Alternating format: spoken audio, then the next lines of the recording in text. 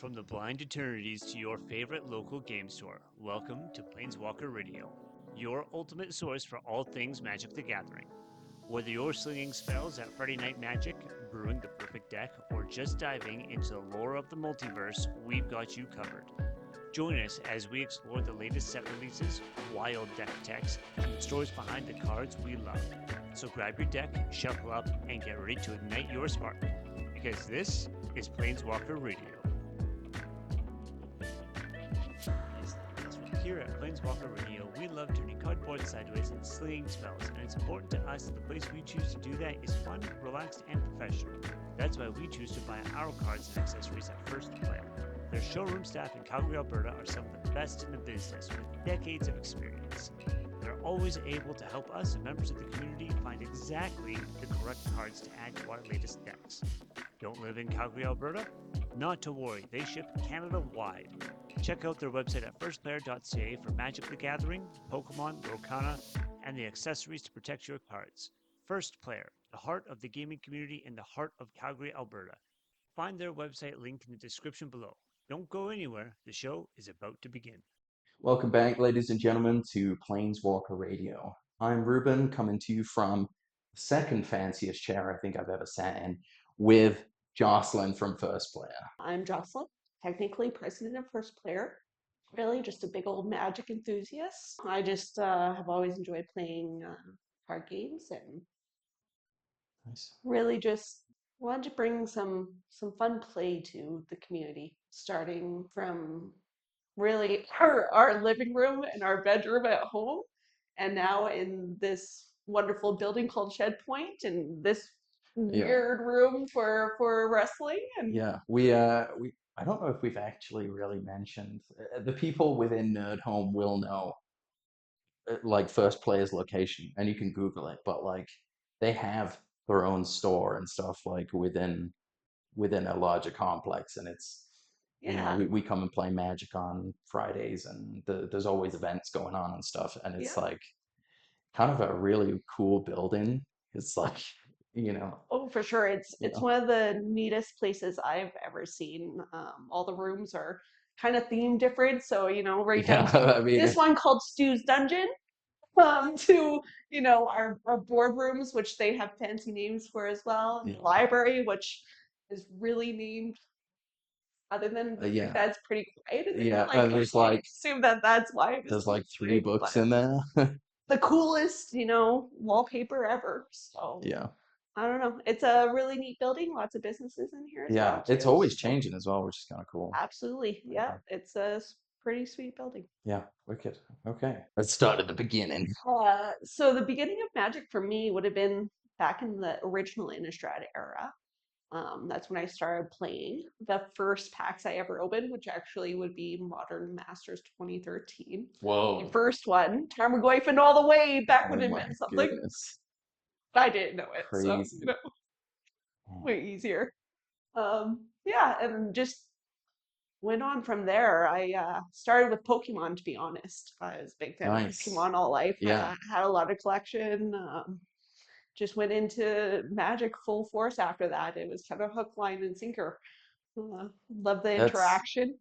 That's kind of, I don't know, I think a lot of people that like move into Magic started with Pokemon, or like they were like, oh, I know of Pokemon, and like, but it seems like a little, I want There's something a little more definitely, grown up, oh yeah, there's definitely some introduction games. I mean, Pokemon is definitely one of them. A lot of people, even from Yu-Gi-Oh! I mean, it's not as rampant of a game as it once was. Yeah. But there's lots of people that transition from Yu-Gi-Oh! Over to Magic. Yeah.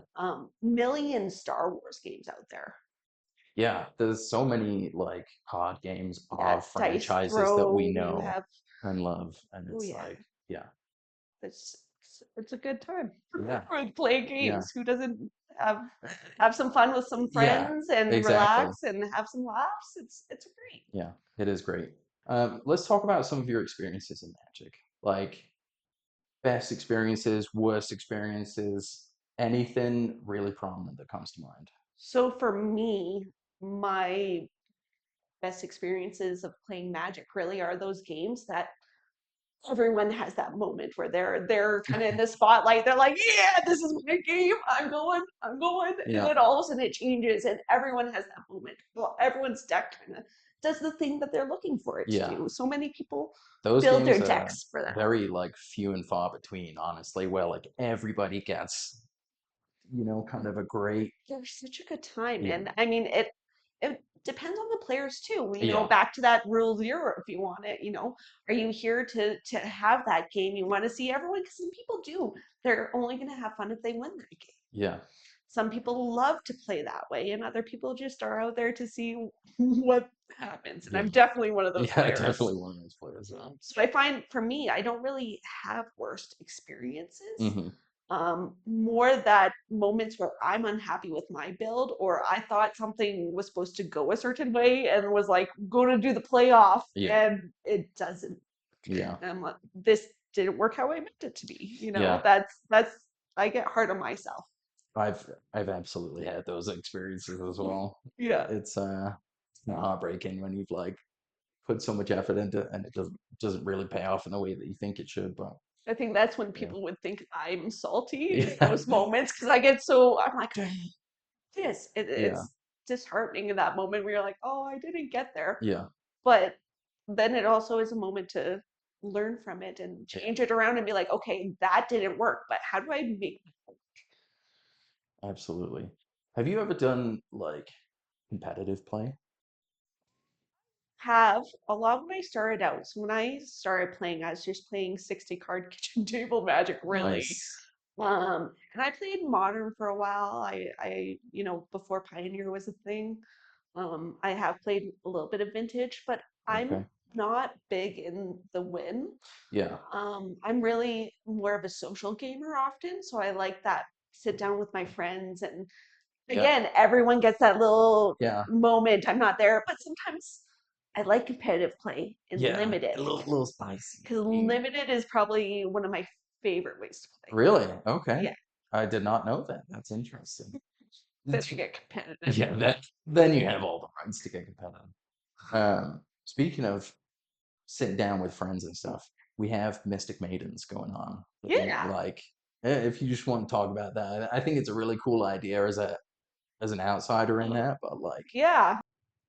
Mystic Maidens is kind of a ladies' night. It's just a open, safe place for us to gather and be kind to each other and play games and do crafts and color and just have some good conversation. wicked. I mean, we kind of initially started because we are joking of starting a stitch and bitch, where we all get together and we just, do craftsy things Yeah, and do nerdy stuff and just chill. nice. And so we love to get together. We do it usually about once a month, really. We play some magic and we do some crafts, or sometimes we just do crafts and sometimes we just play magic. Nice. It's Hell yeah. become a very just chill environment, and Kind of yeah. jealous, honestly. It's just some of the girls meet up sometimes and we're like, as fun as it is to be left with like just the guys and like, whatever, kind of look over at the stuff you guys are doing sometimes. I'm like, damn, that Well, looks pretty fun. I don't think the plan is to stay for it all Oh being yeah, yeah. ladies' night, but just being in a very open environment where people can have fun Exactly. and Yeah. not worry and Yeah. stress about some of the stigmas that are out Yeah. That's in my mind what sets first player apart from the other there. Oh, thank LGSs I've you. I've been to is like I've always been super intimidated, like going into other local game stores and stuff, like especially because I play Warhammer and it's like the only real environment you can do that in is Yeah. like going to an LGS or going to the official store or whatever. And it's like a million unwritten rules and if you knew whatever, but like here, completely different. Like Oh, I thank remember the you. first couple times I showed up to Magic, I was like super nervous and like, whatever, but like, man, it's just such a different environment here. I was like, felt like I was just still sat around the kitchen table with people playing with, friends and stuff. And it's I like, mean, we always joke that we we didn't call ourselves first collector. We Yeah, wanted to be about the players first, exactly. Yeah, so there it is. first player. So I want to learn a little bit more about you as a player. hmm First deck, run me through it. First deck was probably Curses. Nice. So I definitely kind of got hung into that fact when I first started playing that I could play something on someone else and just thought that was amazing. So I went out and found every aura course I could that Yeah. possibly messed up my opponent and threw them all in the deck and was like, this can be like Yeah, hell yeah.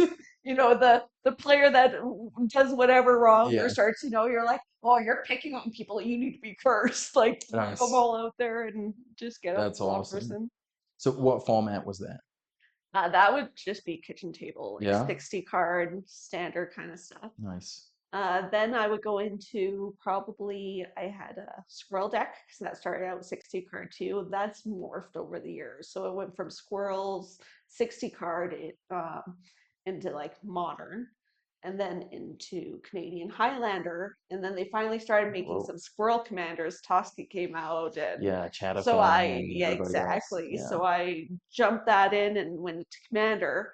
I had recently had gone back to Canadian Highlander, but now I've been messing with it again and bringing it back to Commander. Nice. So That's that's awesome. yeah. And then the last deck I've kind of had around forever is Giants. And that was kind of when I first started playing Well, Commander. I haven't. Brian Stellar. Brian Stout on? Oh yeah. That's the commander? Oh yeah. Nice. I love to put on Brian Stout arm. Get the I can't remember his name now. But he's a 10/10 giant when he leaves the battlefield. He's destroyed. He hmm does 10 damage to everything and like destroys all permanents. And so I would actually fling him, Oh, destroy him, goodness. but I would usually have something on it that would bring Yeah. him back. So he'd be back the only Whoa. creature from the game, Oh my goodness. yeah, one of the That's a operas there. brutal combo. It was fun. Yeah, that sounds fun. It's more from the years again too, and now it's my I call it the big friendly giant, and Nice. it's all group hug and just let's see what your guys' decks do. I mean, from the sounds of it, you just told me that it destroys everything, but it's group hug. So, My group hug version, though, I do also have statecraft, which prevents all damage dealt to and by whoa. it. I also like mess with all of that, so I'm like, Nice. yeah, sure, it does damage, but it's preventing. So Cool. very Okay. I friendly. could do damage too, but there you go. Yeah. It's only for those when we need to go back into Yeah. hardcore when I'm playing with a group that's a little more higher level. You kind of Yeah. get to step to it a little bit. That's pretty cool. Um, favorite color combo? Can be I'm mono, can be. gonna say I'm a green player all the Yeah. way. They probably is lesbian going green white. Really? Okay. Yeah, I'm hard into prevention and life gain. That's that's not too far away from what I am. So yeah. To build my forest, Yeah. and then the white just keeps it protected, and just don't destroy the forest. Then we're friends. Nice. Um, so I want to talk a little bit about the artwork on the cards because I know that Okay. this was like a big topic for us when we were thinking about conversations for this episode. And we have a picture of like your painted artwork cards that we can throw up. Savvy Yeah, misadventurous. yeah. And I just wanted to get a little bit more of like artworks that you think really do it for you. Like, magic. This defines magic, like in the artwork. That's so hard to kind of choose. Yeah, It changes. It changes based on how I'm feeling. yeah, I just love how subjective art is and how it hits you different in different moments. And yeah, there are some times where I see a card art and in that moment I'm like, yeah. And then other times I'm like, oh my God, this is yeah, amazing. Like just this time yeah, frame is perfect. yeah. There's Um, been so much like diverse card art recently as well because we've had We've had all the different sets like Thunder Junction, Murders at Karloff, and then some of the Universes Beyond stuff. Like Assassin's Creed was a big set for me. Like I think they did really well on the artwork side of that, like making it Yeah, feel like an Assassin's Creed card. yeah. Just Fallout did that for me as oh, well. Like Fallout did. Okay, I that was going to be my next question. Is I like, swear I have PTSD of yeah, Fallout moments when I'm playing. I'm like, I've been there. yeah, Oh, I got destroyed. No, nice. yeah. Yeah, and the bobbleheads. Oh yeah. There's the thematics of it is beautiful. Yeah, I do love that. I know a lot of people have always been a little worried about how the universes beyond and magic have kind of joined hands. yeah, And all I can think about is, yeah, if the kid version of me could see me, they'd be so upset if yeah, I was upset to play with some of my favorite characters. yeah.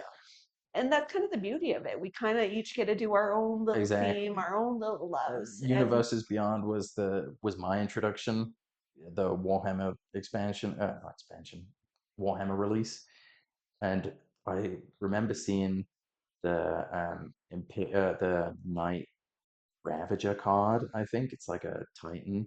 It was like this is my favorite art in the entire thing, and I have it in a little frame on my desk because it just makes me so happy that I have things from other hobbies, staring at me and like, yeah, I, yeah, I change my mind like that. I will be like, this is my favorite art. And then the next set comes out, I'm like, this is my yeah, favorite. No, this is my favorite art. nice. It's that Well, it's chain of game. yeah, It changes, but that's the same with, my art. When I yeah. paint stuff, it all depends on how I'm feeling and So I've seen there's not really like a specific like theme with them. Like they're all related to one specific thing. so I kind of just decided to smash a couple of my hobbies together. Um, I really I really enjoy kind of. I don't know if you ever did this as a kid, but they have like painted foil pieces of art, and then they have a design on it. You etch it out, and then there's that foiling underneath. Whoa, I have not. Oh, is this So like a I painted by numbers thing, or is it like it's a similar. okay? But yeah, it's just literally a silver or a gold foil underneath. They do like a black acrylic and have a design, Oh, and then you etch okay. out the foily Yeah. pieces. Yeah. And I really loved doing those as a kid. And all of a sudden, I had this thought that maybe I could mix my painting of cards with that with the foil version. So I just kind of tried it, and it worked way better than I thought it would Really? have, and kind of got It hooked. works really well. So I've spent a lot of time with foil cards and painting those. I really just started playing with things as well. So now I've moved into like black light paint and glow in the dark. So I have been imprisoned in the moon that has the Yeah. acrylic, then it has black light paint on it, and then the moon itself is actually my glow in the dark now. Yeah. Steve showed it to me the other day, and he's like fiddling around under the case, turned off the lights, and then turned on a UV light, and the card was glowing. Yeah, Blew my mind. I did that with the Swiftfoot boots as well. I have in there. That one's pretty cool because it looks like she's jumping on over the Yeah. city a bit with Yeah. some I fire coming up her boots. that's probably my favorite out of the set, other than Nick Valentine, but like I do like the The heroic intervention with from Fallout. I put yeah, Nick Valentine into the Diamond City bar because I felt he belonged there. yeah, absolutely. Yeah. And I did oh my gosh, my brain just went blank.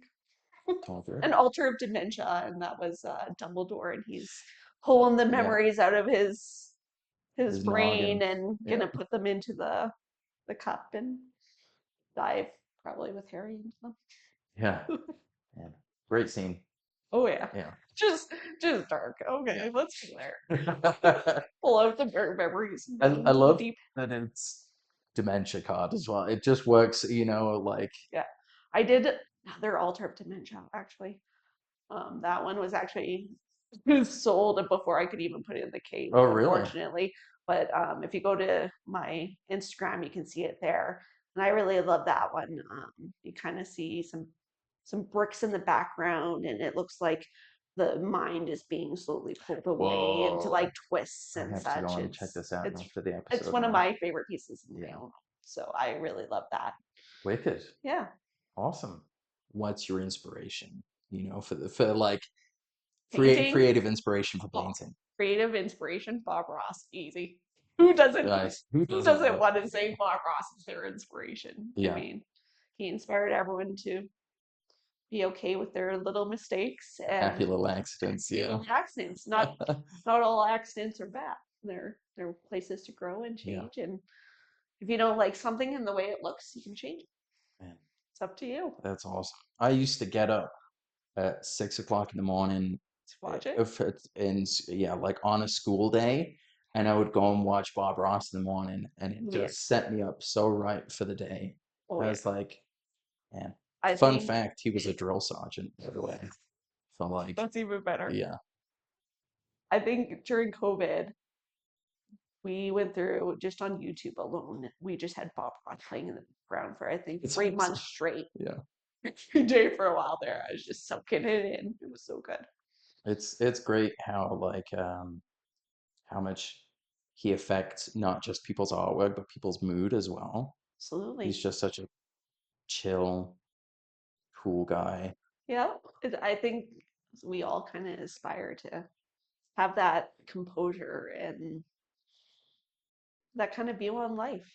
Who doesn't want to look at the world as a beautiful painting and happy little accidents Yeah. everywhere? Aren't we Okay. all? So I want to talk about in this sort of second half of the episode, we're really going to focus on what first player is.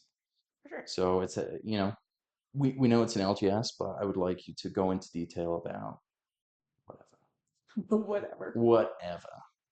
Whatever. So whatever is really first player kind of started out during COVID. Steve and I were let go from our previous jobs, and we kind of had a moment in life to decide what we wanted to do. And we had a love for this community. We still do have a huge love for this community. And we have a love for games, and games have been around for eons, eons might not be the right word. 3000 BC is the oldest game we know of. Um, it's actually created by the Egyptians, Senate, and that's how far back gaming goes. And from 3000 BC to 5000 years after that, it was a popular game. Hmm. And that's going to say something for us as humans. We need that social peace. We need that lighthearted, stress-free moment. And for a lot of us, games are that escape and that stress reduction. And it's so important. Steve had actually got me to read this book by Jane McGonigal called Reality is Broken. And her way that she looks at life, I really love and admire. And I think that games are that piece for humanity that change things. So if you don't know about Jane McGonigal, she essentially had a head injury and ended up developing a game to help her gain her memory back, and since has developed other games that help, whether that be in mental health or in for school for learning. We really as society have used games in so many different ways, and it's been a huge part. And I wanted to bring a little joy in our world and into our community and be a safe space for anyone to come and just get away from the work day, leave it behind, hang out with some friends, and just have some good moments to look back on life and enjoy. Yeah, I can absolutely uh, relate to that. Like every time we talk about coming, oh man, like in the car on the way to Magic on Friday nights, every time without fail, you know, no matter who I'm with, it's always, oh man, I really need this tonight. Like it's always the thing that we look forward to in the week when we can forget about everything else. We leave work at the door and we come in and turn some cardboard sideways and Yeah, There's even some positive psychology, science that's behind all of it, absolutely. and Yeah, and the dopamine and all the endorphins that we get from gaming and sitting with our friends. It is so important to us, in a society that mental health isn't as taboo as it used to be, but it's still not, yeah, very, is you. It's not something you can talk about in just every crowd and every situation. And yeah, having positive moments in life, especially when you're going through hard times, because life is a wave. And sometimes you're at the bottom, and maybe games can be that piece where it can bring you out and find some joy to your life. And that's, I think, is so important. I wholeheartedly agree with that. Yeah, it's it is strange how much gaming affects us and like is able to pick us up from like, when we're in low places and be like, oh, gives me something to look forward to and something to keep going for, and like, yeah, Oh, even compartmentalizing things, when your brain's on a different task, it works in the background to do things exactly. for you. Yeah, And in games, you can be someone different, which can help you work through things that you're dealing with in life. absolutely. Yeah, I agree so much with that. Like, especially with the broad and sort of just the expanse of magic, you're able to like create, the deck is focused on you. What we say at the end of every episode is like, make the deck all about you and the game all about the gathering. And I think that that just encompasses first player so well that like, It is. we come and we play decks that we like to play and we have a good time Oh, and we spend that time with each other. yeah, and we are all about the play. We want people to come in and be able to play their decks and have fun. We want to reward those who are deck building and having fun as much as we want to, follow those standard formats that are competitive, and we're rewarding those who come out on the top. Again, not everyone enjoys winning as part of their game. Some For me, that's that's the last thing I think about, and I love to just, yeah, shoot the shit and Yeah. just sit there and watch. I don't know, for I have this weird vision of the battlefield when I play a game, this is my little deck and army I built, and these things my little land, and then Reuben's land is coming Yeah. in, and just trying to cut down my forest, and that's not okay, Yeah. man. No burning forests. That's We got enough of those already. right. Just to shift slightly, um, to running an LGS. Obviously, we've talked about how you have a physical location and we have events on and such, that we come to, whether it's a formal event, not a formal event, like a structured event, or if it's just casual play on a Friday night. What's it like running an LGS, and how different is it from when you started?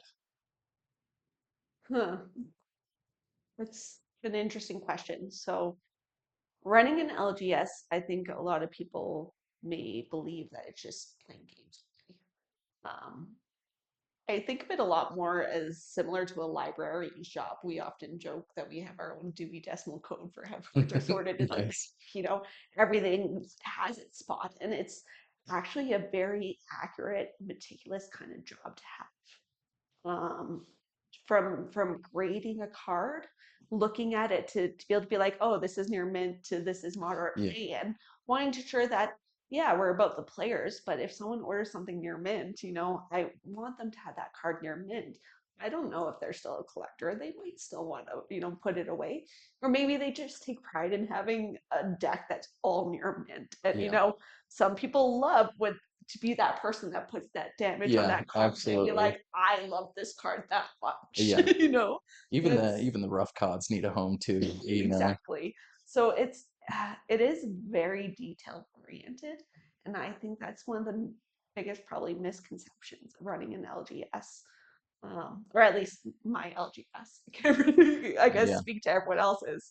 And we have the online side, so we want to make sure that it is all documented. And then, having the fact that we produce about 100, 60 to 120 orders at a time. So when we're doing that, we're trying to also make it as easy as possible to pull out a box for one set and hopefully only pull it out once a day instead of pulling it out for all 20 orders in a Yeah. day that came in that had that card. So the job is just very detail oriented, and ends up being a mixture between the warehouse and like a warehouse worker and a librarian. So I That's a find really most good way to often. put it. Yeah, yeah. So it's interesting. And then you have the showroom, which the showroom is a lot more what I think people would think an LGS is. But again, being in the Shed Point building, we're a little bit of a different kind of showroom. We have, you know, our things that we have there, the showcases. We have, the selection of singles in there, and then we have some sealed product. Then we run our events and we book event spaces that are within this building, Yeah. which, we have a giant community hall we use, but we use some of these fun rooms that we talked about, the Stu's Dungeon and Yeah. the boardrooms and the library. So it makes for a very different kind of LGS, and I really like that. I mean, for the games when we're playing and we have a smaller room, that crew that's in there playing, they gotta have a little more personalized experience. They gotta not have an overwhelming thunderous sound, Yeah. because when everyone's having fun playing games, it can get loud all in one Yeah. room. So, First Player recently got its WPN status, Yes.